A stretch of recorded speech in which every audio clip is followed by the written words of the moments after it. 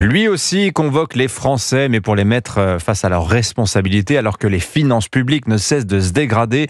Conférence de presse de François Bayrou à 16h cet après-midi. Près de 44 milliards d'euros à trouver pour boucler le prochain budget. Rien ne se fera sans vous. Voilà ce que disait en substance François Bayrou dans l'une de ses vidéos postées sur la chaîne YouTube il y a 2 semaines.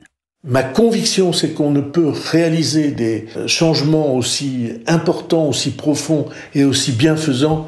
On ne peut pas le faire sans les Français, jamais sans les Français. Et c'est tout le but du travail que je souhaite conduire avec vous. Je suis ouvert à toutes les propositions. Le Premier ministre sur YouTube le 14 août, François Bayrou, ouvert à toutes les propositions, dit-il, mais menacé de censure au Parlement et contesté dans la rue.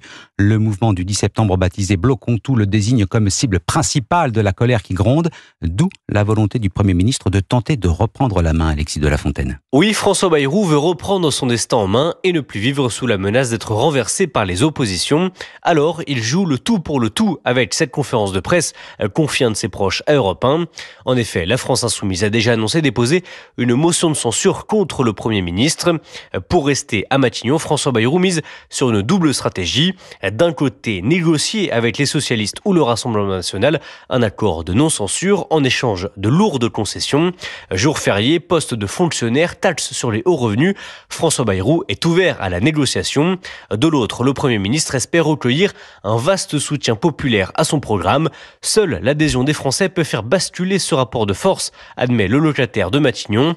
Un pari loin d'être gagné car pour l'instant, François Bayrou reste le Premier ministre le plus impopulaire de la Ve République. Alexis de La Fontaine du service politique d'Europe 1. Et parmi l'éventail de remèdes avancés par le Premier ministre, la suppression de 2 jours fériés est massivement rejetée par les Français.